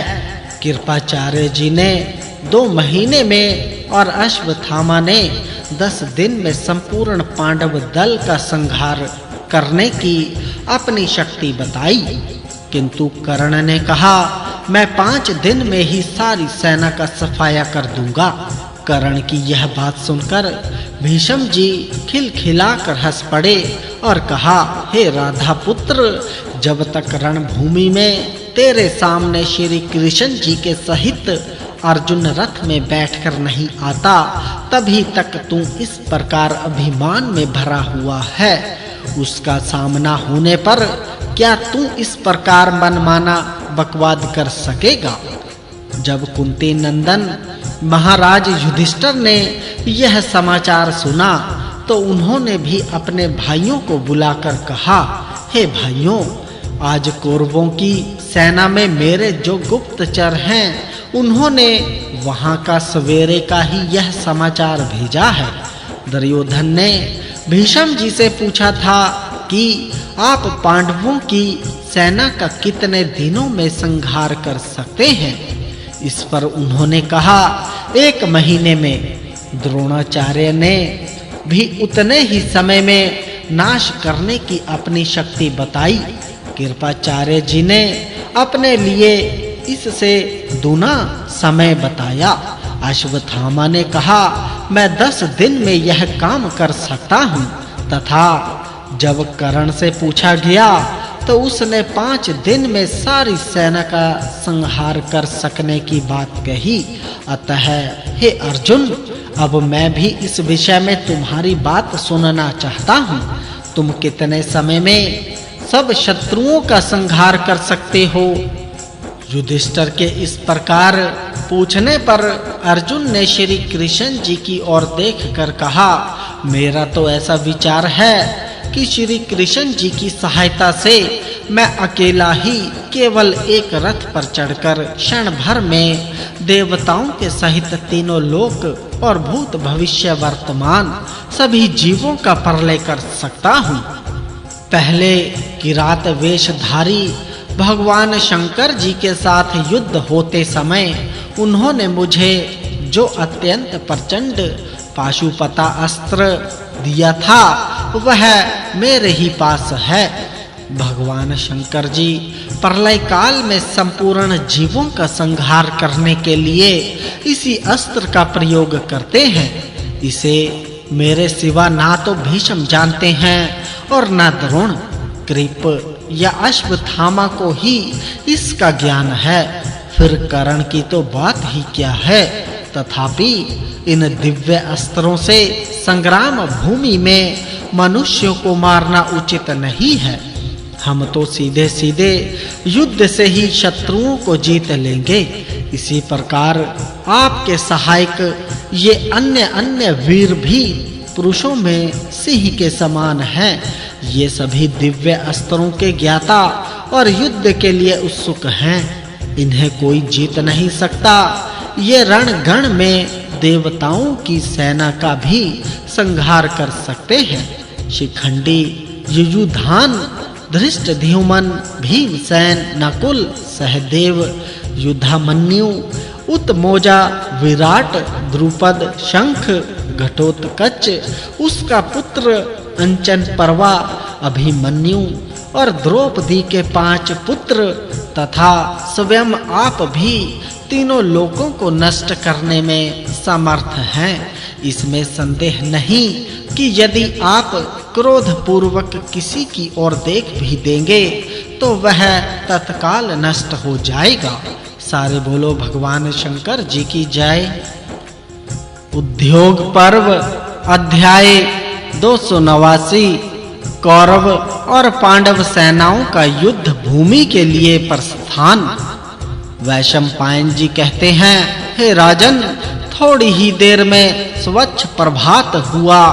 तब दुर्योधन की आज्ञा से उसके पक्ष के राजा लोग पांडवों पर चढ़ाई करने की तैयारी करने लगे। उन्होंने स्नान करके श्वेत वस्त्र और हार धारण किए, हवन किया और फिर अस्त्र शस्त्र धारण कर स्वास्ति वाचन कराते हुए युद्ध करने के लिए चले। आरंभ में अवंती देश के राजा बिंद और अनुबिंद, केक्य देश के राजा और ब्राहिक, ये सब द्रोणाचार्य जी के नेतृत्व में चले। उनके बाद अश्वत्थामा, भीष्म, जयद्रथ, गंधार राज शकुनी, दक्षिण, पश्चिम, पूर्व और उत्तर की ओर के राजा, पर्वतीय नृपति गण तथा शंख, किरात, यवन, शिवी और वसाती जाति के राजा लोग अपनी अपनी सेना के सहित दूसरा दल बनाकर चल दिए। उनके पीछे सेना के सहित कृतवर्मा, त्रिगर्त राज भाइयों से घिरा हुआ दुर्योधन, शल, भूरिश्रवा, शल्य और कौशल राज बृहद्रथ, इस सब ने कूच किया। महाबली धृतराष्ट्र पुत्र कवच धारण कर कुरुक्षेत्र के पिछले आधे भाग में ठीक-ठीक व्यवस्था पूर्वक खड़े हो गए। दुर्योधन ने अपने शिविर को इस प्रकार सुसज्जित कराया था कि वह दूसरे हस्तिनापुर के समान ही जान पड़ता था। इसीलिए बहुत चतुर नागरिकों को भी उसमें और नगर में कोई भेद नहीं जान पड़ता था। और सब राजाओं के लिए भी उसने वैसे ही सैकड़ों हजारों डेरे डलवाए थे। उस 5 योजन घेरे के रणगण में उसने सैकड़ों छावनियां डाली थी। उन छावनियों में राजा लोग अपने-अपने बल और उत्साह के अनुसार ठहरे हुए थे।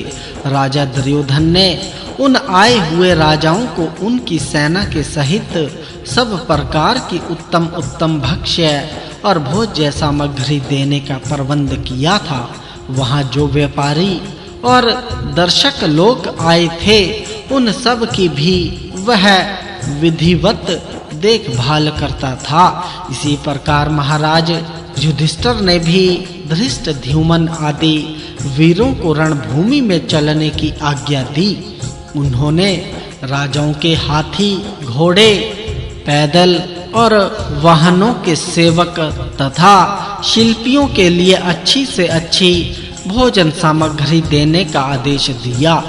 फिर धृष्टद्युम्न के नेतृत्व में अभिमन्यु, बृहत और द्रौपदी के 5 पुत्रों को रणगण में भेजा। इसके बाद भीमसेन, सात्यकी और अर्जुन को दूसरे सैन्य समुदाय के साथ चलने को कहा। इन उत्साही वीरों का हर्षनाद आकाश में गूंजने लगा।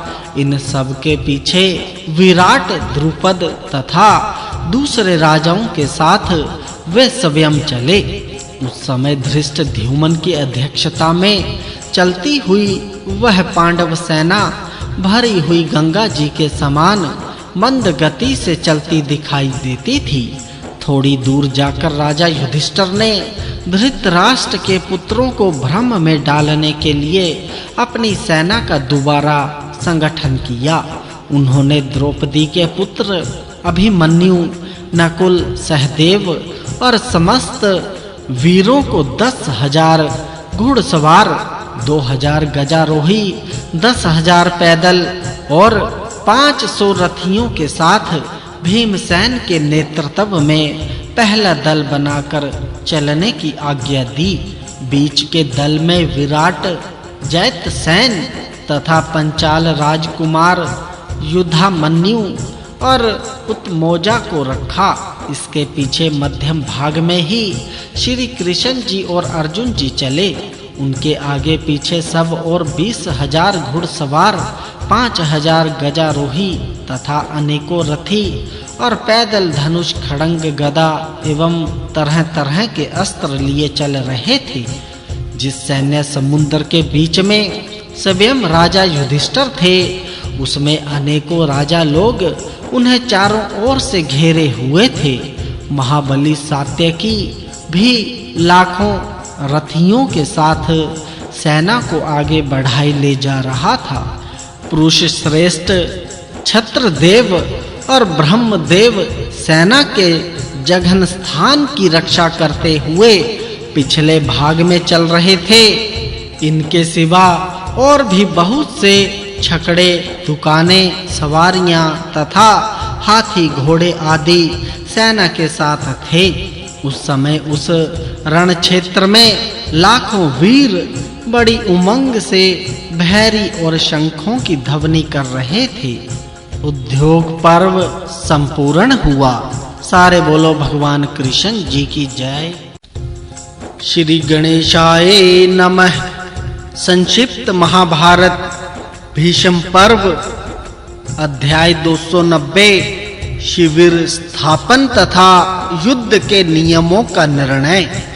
नारायणं नमस्कृत्य नरं चैव नरोत्तम देवीं सरस्वतीं व्यासं ततो जयमुदीरयेत्। अर्थात अंतर्यामी नारायण स्वरूप भगवान श्री कृष्ण जी, उनके सखा नर रतन अर्जुन, उनकी लीला प्रकट करने वाली माता भगवती सरस्वती और उसके वक्ता भगवान व्यास जी को नमस्कार करके आसुरी संपत्तियों का नाश करके अंतःकरण पर विजय प्राप्त कराने वाले महाभारत ग्रंथ का पाठ करना चाहिए। जन्मेजय ने कहा, हे मुने, अब मैं यह सुनना चाहता हूँ कि कौरव, पांडव, सोमक तथा नाना देशों से आए हुए अन्य राजाओं ने किस प्रकार युद्ध किया। वैशंपायन जी बोले, हे राजन, कौरव, पांडव और सोमवंशी वीरों ने कुरुक्षेत्र में जिस प्रकार युद्ध किया वह सुनिए। कुंती नंदन राजा युधिष्ठिर ने वहां समंत पंचक तीर्थ से बाहर के मैदान में हजारों खेमे खड़े करवाए। वहां इतनी सेना इकट्ठी हो गई कि कुरुक्षेत्र के सिवा सारी पृथ्वी सूनी लगती थी। केवल बालक और वृद्ध ही बच गए थे। तरुण पुरुष और घोड़ों का नाम नहीं था तथा रथ और हाथी भी कहीं नहीं बचे थे। पृथ्वी के सब देशों से कुरुक्षेत्र में सेना आई थी। सभी वर्णों के लोग वहां एकत्रित हुए थे। सबने अनेकों योजन के मंडल में घेरा डाल रखा था। उनके घेरे में देश, नदी, पर्वत और वन भी थे। राजा युधिष्ठिर ने सबके भोजन पान का उत्तम प्रबंध किया था। जब युद्ध का समय उपस्थित हुआ तो उन्होंने इस पहचान के लिए कि वह पांडव पक्ष का योद्धा है, सबके नाम, आभूषण और संकेत निश्चित किए। दुर्योधन ने भी समस्त राजाओं को साथ लेकर पांडवों के मुकाबले में व्यूह रचना की। युद्ध का अभिनंदन करने वाले पंचाल देशीय वीर दुर्योधन को देखकर हर्ष से भर गए और बड़े-बड़े शंख तथा रणभैरिया बजाने लगे। तदनंतर एक ही रथ पर बैठे हुए भगवान श्री कृष्ण जी और अर्जुन जी ने भी अपने-अपने दिव्य शंख बजाए। उन 5 जन्य और देवदत्त नामक शंखों की भयंकर आवाज सुनकर कौरव योद्धाओं के मलमूत्र निकल पड़े। इसके बाद कौरव, पांडव और सोमवंशी वीरों ने मिलकर युद्ध के कुछ नियम बनाए और उन युद्ध संबंधी धार्मिक नियमों का पालन सबके लिए अनिवार्य कर दिया। वे नियम इस प्रकार थे। प्रतिदिन युद्ध समाप्त होने पर हम लोग पहले की ही भांति आपस में प्रेम पूर्वक व्यवहार करें। कोई किसी के साथ छल कपट ना करे। जो वाग्य युद्ध कर रहे हों उनका मुकाबला वांग युद्ध से ही किया जाए। जो सेना से बाहर निकल गए हों उनके ऊपर प्रहार न किया जाए। रथी के साथ हाथी सवार के साथ, घुड़सवार के साथ और पैदल के ही साथ युद्ध करे।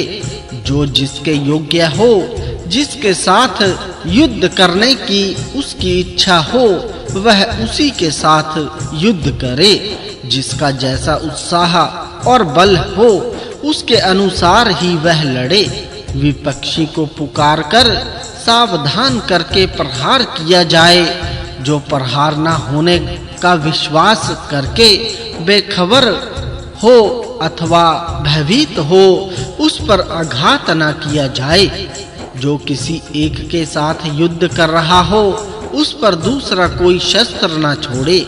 जो शरण में आया हो या युद्ध छोड़कर भाग रहा हो अथवा जिसके अस्त्र शस्त्र और कवच नष्ट हो गए हों, ऐसे निहत्थों का वध न किया जाए। सूत भार ढोने वाले, शस्त्र पहुंचाने वाले तथा भैरी और शंख बजाने वालों पर भी किसी तरह प्रहार न किया जाए। इस प्रकार के नियम बनाकर वे सभी राजा लोग अपने सैनिकों के साथ बहुत प्रसन्न हुए। सारे बोलो भगवान कृष्ण जी की जय। भीष्म पर्व अध्याय 291। व्यास जी द्वारा संजय की नियुक्ति तथा अनिष्ट सूचक उत्पातों का वर्णन। वैशंपायन जी ने कहा, हे राजन, तदनंतर पूर्व और पश्चिम दिशा में आमने सामने खड़ी हुई दोनों ओर की सेनाओं को देखकर भूत, भविष्य और वर्तमान तीनों कालों का ज्ञान रखने वाले भगवान व्यास जी ने एकांत में बैठे हुए राजा धृतराष्ट्र के पास आकर कहा, हे राजन, तुम्हारे पुत्रों तथा अन्य राजाओं का काल आ पहुंचा है। वे युद्ध में एक दूसरे का संहार करने को तैयार हैं। हे बेटा, यदि तुम इन्हें संग्राम में देखना चाहो तो मैं तुम्हें दिव्य दृष्टि प्रदान करूं। इससे तुम वहां का युद्ध भली भांति देख सकोगे। धृतराष्ट्र ने कहा, हे ब्रह्म ऋषिवर, युद्ध में मैं अपने ही कुटुंब का वध नहीं देखना चाहता, किंतु आपके प्रभाव से युद्ध का पूरा समाचार सुन सकूं, ऐसी कृपा अवश्य कीजिए। धृतराष्ट्र युद्ध का समाचार सुनना चाहता है, यह जानकर व्यास जी ने संजय को दिव्य दृष्टि का वरदान दिया। वे धृतराष्ट्र से बोले, हे राजन, यह संजय तुम्हें युद्ध का वृत्तांत सुनाएगा। संपूर्ण युद्ध क्षेत्र में कोई भी बात ऐसी न होगी जो इससे छिपी रहे। यह दिव्य दृष्टि से संपन्न और सर्वज्ञ हो जाएगा। सामने हो या प्रोक्ष में, दिन में हो या रात में, अथवा मन में सोची हुई क्यों ना हो, वह बात भी संजय को मालूम हो जाएगी। इसे शस्त्र नहीं काट सकेंगे, परिश्रम कष्ट नहीं पहुंचा सकेगा तथा यह इस युद्ध से जीता जागता निकल आएगा। मैं इन कौरवों और पांडवों की कीर्ति का विस्तार करूंगा। तुम इनके लिए शोक न करना, यह देव का विधान है, इसे टाला नहीं जा सकता। युद्ध में जिस ओर धर्म होगा उसी पक्ष की जीत होगी। हे महाराज, इस संग्राम में बड़ा भारी संहार होगा, क्योंकि ऐसे ही भय सूचक अपशकुन दिखाई देते हैं। दोनों संध्याओं की बेला में बिजली चमकती है और सूर्य को तिरंगे बादल ढक देते हैं। ये ऊपर नीचे सफेद और लाल तथा बीच में काले होते हैं। सूर्य, चंद्रमा और तारे जलते हुए से दिखते हैं। दिन रात में कोई अंतर नहीं जान पड़ता। यह लक्षण भय उत्पन्न करने वाला है। कीर्तिक की पूर्णिमा को नील कमल के समान रंग वाले आकाश में चंद्रमा प्रभावित होने के कारण कम दिखता था। उसका रंग अग्नि के समान था।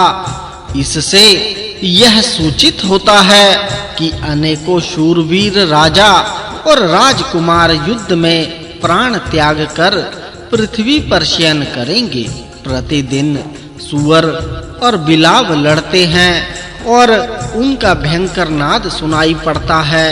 देव मूर्तियां कांपती, हंसती और रक्त वमन करती हैं तथा अकस्मात पसीने से तर हो जाती और गिर पड़ती हैं। जो तीनों लोकों में प्रसिद्ध है, उस परम साध्वी अरुंधति ने इस समय वशिष्ठ जी को आगे से पीछे कर लिया है। शनैचर रोहिणी को पीड़ा दे रहा है। चंद्रमा का मृग चिन्ह मिट सा गया है। इससे बड़ा भारी भय होने वाला है। आजकल गौओं के पेट से गधे उत्पन्न होते हैं। घोड़ी से गौओं के बछड़े की उत्पत्ति होती है और कुत्ते गीदड़ पैदा कर रहे हैं। चारों ओर बड़े जोर की आंधी चलती है। धूल का उड़ना बंद ही नहीं होता। बारंबार भूकंप होता है। राहु सूर्य पर आक्रमण करता है। केतु चित्रा पर स्थित है। धूमकेतु पुष्य नक्षत्र में स्थित है। यह महान ग्रह दोनों सेनाओं का घोर अमंगल करेगा। मंगल बकरी होकर मघा नक्षत्र पर स्थित है। बृहस्पति श्रवण नक्षत्र पर है और शुक्र पूर्व भाद्रपदा पर स्थित है।